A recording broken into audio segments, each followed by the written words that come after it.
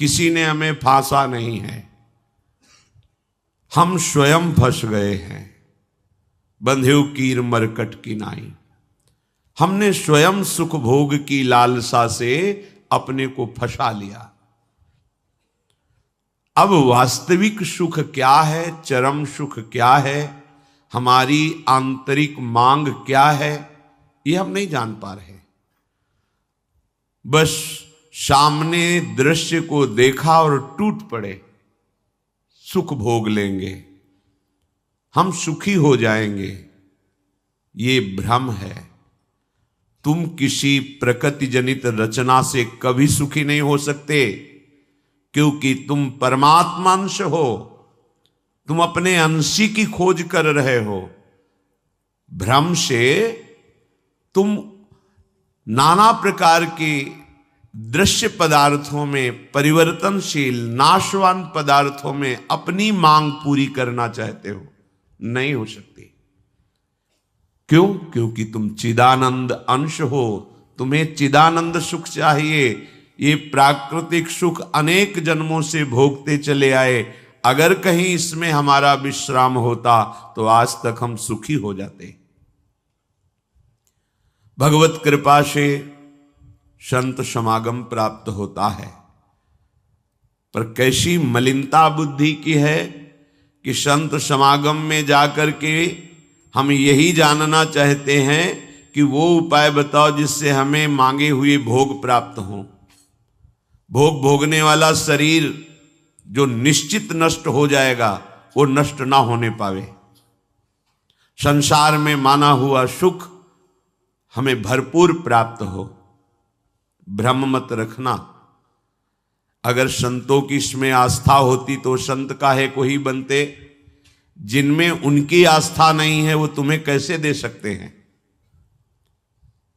एक अंधा कुएं में गिरने जा रहा हो तो कोई नेत्र वाला उसको कैसे ढकेल सकता है, कैसे जाने दे सकता है। ऐसे ही हम ज्ञान नेत्रों से अंधे हैं, इसलिए हम इस भवकूप में नाना प्रकार के सुख की लालसा से कूदने जा रहे हैं या कूद चुके हैं। संतों का समागम बचाने के लिए होता है, फंसाने के लिए नहीं होता। लोग पूछते हैं कि संतों का क्या चमत्कार है, दिखाओ अपना चमत्कार। संतों का वास्तविक जो भगवत प्रेमी महात्मा है, उनका स्वाभाविक चमत्कार प्रकट होता है। उनके दर्शन से, उनके संभाषण से, उनके सानिध्य से विकारों का नाश और भगवत चरणारविंद की प्रीति, विषयी मन का निर्मल हो जाना, भोगों की तरफ आकर्षित चित्त वृत्ति का भगवदाकार हो जाना, ये संतों का चमत्कार है। तुम्हारा कोई रोग ठीक हो जाए, कोई भोग मिल जाए, कोई परिस्थिति सुधर जाए, इसे संतों का चमत्कार मत समझना। ये प्रारब्ध भोग सुख और दुख, पुण्य और पाप से प्रकट होते हैं, इसमें किसी का प्रभाव काम नहीं करेगा। अगर ऐसा होता तो संतों के शरीर में कभी कष्ट ही ना होता। भ्रम में मत फंसो, भ्रम में मत फंसो कि कोई संत तुम्हारे शरीर को अजर अमर बना देगा, तुम्हें भोगों की बाहुल्यता मिल जाएगी। व्यर्थ में भाग दौड़ बंद करो। हां, वास्तविक तुम यदि महासुख को चाहते हो और मृत्यु के भय से बचना चाहते हो तो एकमात्र रास्ता है, प्रभु श्री हरि के चरणों का आश्रय ले लो। हरि स्मृति सर्व विपद विमोक्षणम। भगवान का भजन, भगवान की स्मृति निश्चित तुम्हें समस्त दुखों से बचा लेगी। भगवान की शरणागति, समुझ जे आए शरण ते डरत ना काल डर। मृत्यु क्या चीज है? पर प्रभु के नाम जपने में रुचि नहीं, प्रभु की चरण दासता में भावना नहीं, तो तुम सोचते हो कुछ चंद रुपए और कुछ फल पुष्प आदि दे करके हम रोग रहित तो हो जाएं, शोक रहित तो हो जाएं। भूल मत करना। अगर शोक रहित होना है, रोग रहित होना है, तो एकमात्र उपाय है कृष्णाय वासुदेवाय हरे परमात्मने प्रणत क्लेश नाशाय गोविंदाय नमो नमः। गोविंद को नमस्कार करो। और जिह्वा से पुकारो कृष्ण कृष्ण गोविंद गोविंद, राधा राधा राधा, निश्चित जन्म जन्म के अशुभ नष्ट हो जाएंगे। आप स्वयं परम सुखी हो जाएंगे, शरीर राग नष्ट हो जाएगा, ऐसा अद्भुत सुख मिलेगा, कृतकृत्य हो जाओगे। पर अब इस मार्ग में चलने के लिए जब कदम रखोगे तो असत वृत्तियों का त्याग करना होगा। यहीं सब फेल हो जाते हैं। वो ऐसा शॉर्टकट ढूंढते हैं कि कुछ हम कमाए हुए पापाचरण से चंद रुपए आपको दे दें, आप हमें संभाल लेना, भूल मत करना। कभी ऐसा नहीं हो सकता। नाली के पानी से हाथ धोने से कभी हाथ पवित्र और निर्मल नहीं होते। ऐसे मलिन आचरण करके कमाए हुए धन से कभी तुम्हें पवित्रता प्राप्त नहीं हो सकती। ये सब नाटकबाजी मन की है। वहां चलो तुम्हारा सुधर जाएगा, कुछ नहीं सुधरेगा जब तक तुम सुधारना नहीं चाहोगे। तुम सुधारो अपने आप को। किसी का आशीर्वाद कोई काम नहीं करेगा जब तक तुम अपने आचरण नहीं सुधारोगे। तुम खाओ मांस, पियो मदिरा, करो व्यभिचार, नाना प्रकार की हिंसात्मक वृत्ति, तुम्हें भगवान भी नहीं माफ करेंगे, चाहे जहां भाग के चले जाओ। अधर्मा आचरण करने वाले को भगवान कहते हैं मैं साक्षात काल रूप से दंड देता हूं। शरणागत होकर नियम के अनुसार चलोगे तो भगवान तुम्हें दुलार करेंगे मां की तरह। यह सिद्धांत है। नाटकबाजी में फंसो तो फंसो, सिद्धांत से चलोगे तो कभी धोखा नहीं खाओगे, आनंद में मगन रहोगे। पर सिद्धांत में चलने के लिए असत त्याग करना होता है, इसीलिए सब फेल हो जाते हैं। कोई बिरला गुरु कृपा पात्र ही कदम आगे बढ़ाता है। ये भीड़ भागम दौड़ केवल वासनाओं की पूर्ति के लिए तो भ्रम में मत रहना। किसी का आशीर्वाद, किसी की कृपा तुम्हें वासनाओं से नहीं बचा सकती। एकमात्र उपासना ही वासना से बचा सकती है। और उपासना तुम करने के लिए जब तैयार होगे तो ये गंदी बातें, गंदे आचरण ये आपको त्यागना होगा। बस यही तुम्हारी गाड़ी फेल हो जाती। ये हम नहीं त्याग सकते तो फिर तुम्हें कोई बचा भी नहीं सकता। लिख लो, अपने दिमाग में लिख लो। अगर बचना है तो एकमात्र मामे ए प्रपद्यन्ते माया में ताम तरन्ते। जितना भी समझाओ ये पागलपन छोड़ते ही नहीं। बस कोई जंतु ऐसा हो, कोई भस्म ऐसी हो, बस उन नाटक में रीझना चाहते हैं। अरे प्यारे, यदि वो तुम्हें सुखी कर सकता है तो वो खुद क्यों सुखी नहीं हो जाता? तुम नहीं सोच पा रहे हो? पागल हो तुम। यदि वो तुम्हें रोग रहित कर सकता है तो खुद क्यों नहीं रोग रहित हो जाता?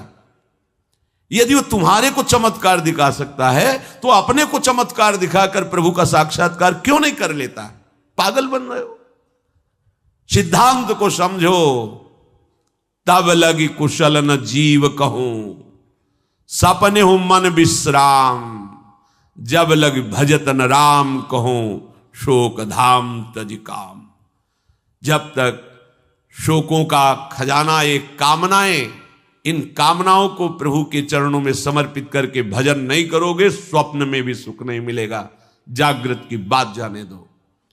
जो चाहत है नित्य सुख, अरु मन को विश्राम, यही सब चाहते हैं। दुख का मुंह न देखना पड़े, मन हमारा प्रसन्न रहे, शांत रहे, कोई कामना हमें जलाए ना। हां, है मार्ग। हित ध्रुव हित सो भजत रहो, पल पल श्यामा श्याम श्यामा श्याम श्यामा श्याम। अब ये करना नहीं, तुम्हें भजन करना नहीं, पवित्रता से रहना नहीं, आचरण सुधारने नहीं, मनमानी आचरण करना है तो भगवान तुम्हारे हृदय में भी बैठे हैं, कुछ नहीं कर पा रहे।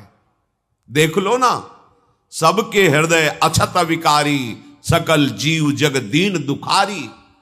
सबके हृदय में अखंड आनंद परमात्मा विराजमान है, लेकिन सब दुखी हैं, सब क्लेशित हैं, अशांत हैं। क्यों?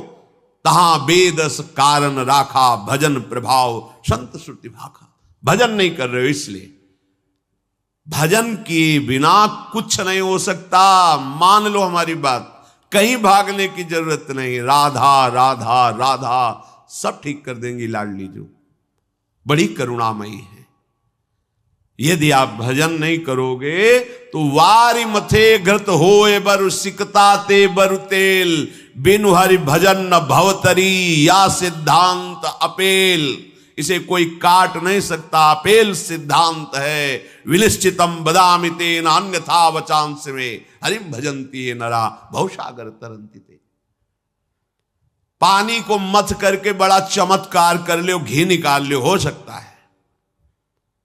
बालू को पेर करके तेल निकाल सकते हो सकता है। असंभव को तुम ये संभव कर सकते हो, पर भजन के बिना तुम दुख से निवृत्त नहीं हो सकते। गोस्वामी जी का ये अटल विश्वास, महापुरुषों का अटल विश्वास, शास्त्र का अटल आदेश, बिना भजन किए तुम्हारे अशुभ कर्म नष्ट नहीं होंगे, और अशुभ कर्म नष्ट हुए बिना तुम सुखी नहीं हो सकते। सिद्धांत से चलोगे तो सुखी हो जाओगे, नहीं भटकते घूमोगे, पूरा जीवन नास्तिकता और अश्रद्धा में उतर जाएगा। सिद्धांत से चलोगे तो कृतकृत्यता का अनुभव होने लगेगा, और नाच नाच कर कहोगे वाह संत समागम का क्या फल होता है, ये मैं पा गया। पायो जी पायो मैंने राम रतन धन पायो। मारा घूम रहा है जीव, कोई औषधि मिल जाए, कोई भस्म मिल जाए, कोई जंतुर बांध दे, कोई आशीर्वाद दे दे, अरे पागल हो। तुम्हारे कर्म ही तुम्हें दंड देंगे, तुम्हारे कर्म ही तुम्हें सुखी करेंगे। हां, हम कैसे अपने कर्मों को सुधारें, यह है संत समागम। आप अपने द्वारा अपना उद्धार कीजिए, कोई तुम्हारा उद्धार नहीं कर सकता। उद्धार की युक्तियां, उद्धार का मार्ग, उद्धार के सिद्धांत और सहयोग ये संतों से प्राप्त होता है। आशीर्वाद से उद्धार नहीं होता, आशीर्वाद से सुख दुख की निवृत्ति नहीं होती, वो ज्ञान से होती है। उसके लिए आपको भजन करना पड़ेगा, सत्य आचरण में चलना होगा, दुख को सहना होगा, सुख को दबाना होगा, उसमें अभिमान करके फूलना नहीं होगा। तब आप उस महासुख में पहुंचोगे जिसे चरम अवस्था का सुख कहते हैं। संत समागम दुर्लभ इसी बात के लिए है। इसका मतलब ये नहीं छूछा करके तुम्हारे दुखों का नाश हो जाएगा। भाग लो, पूरे ब्रह्मांड में जाओ, अगर कहीं सुखी हो जाना तो बताना हमें आके। समझना ही नहीं चाहते। भगवान कृपा करके बोल रहे हैं, औरों की तो बात क्या है, अब समझ लो। श्री भगवान कह रहे हैं इदं तुते गृहतमं प्रवक्ष्याम्यनसूयवे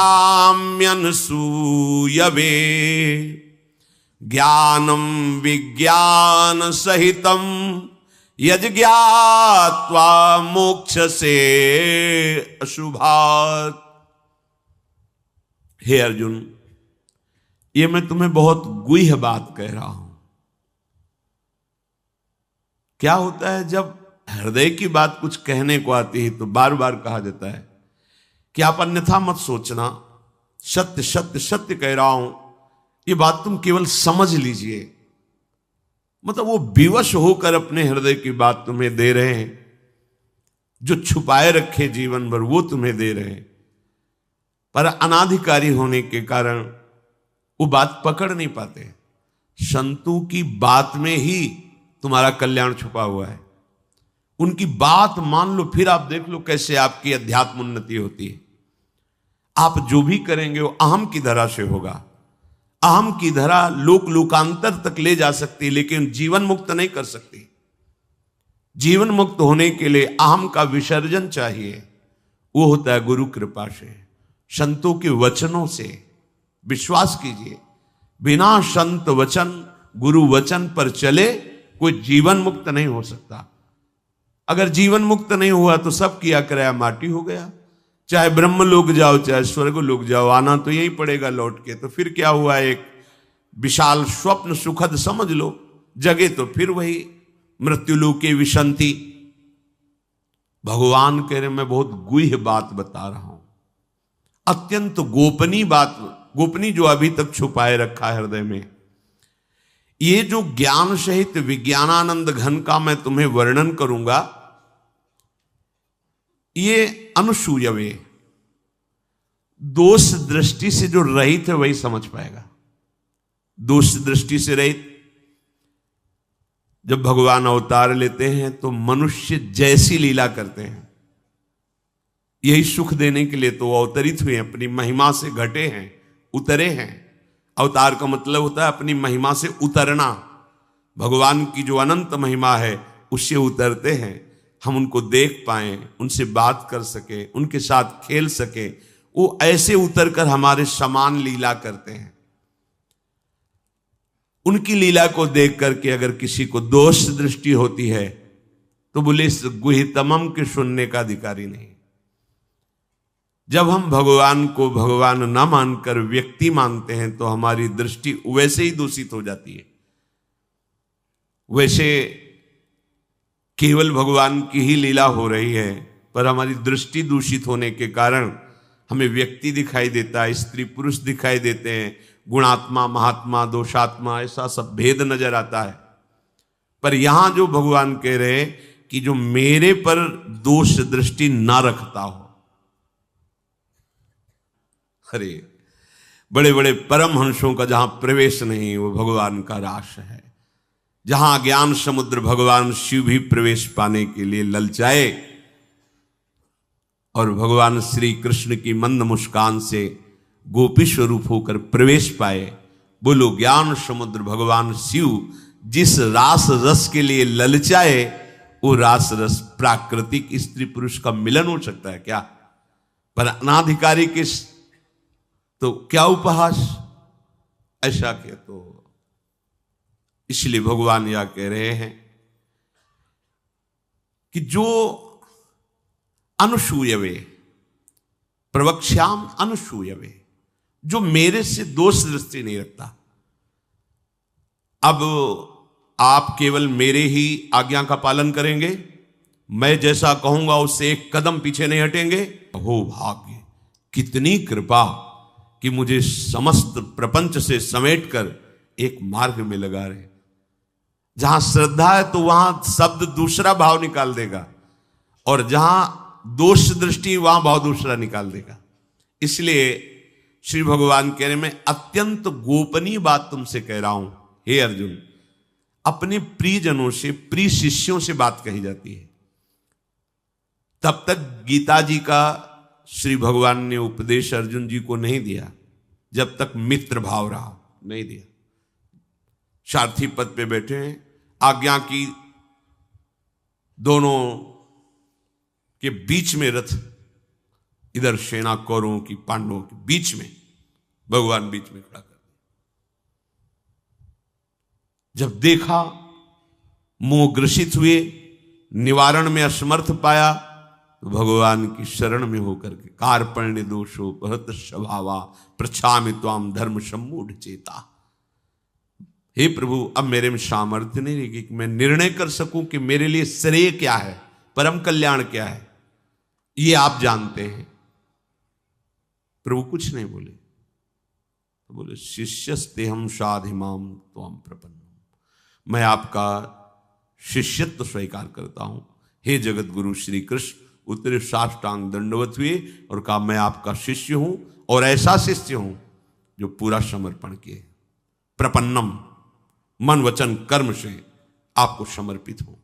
तब गीता जी का प्रादुर्भाव भगवान के श्रीमुख से हुआ।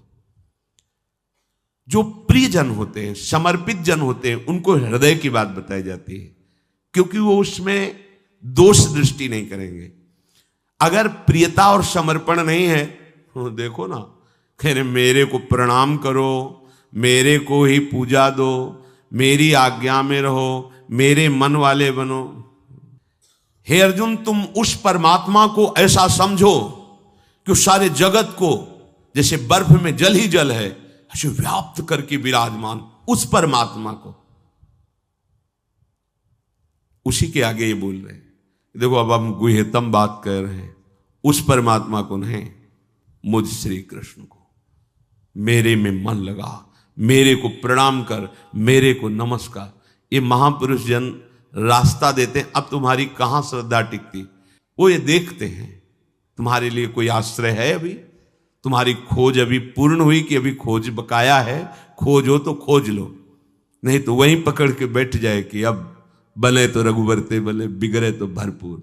अब बनेगी तो आपसे बनेगी, बिगड़ेगी तो आपसे बिगड़ेगी, अब हमारा कोई आश्रय नहीं।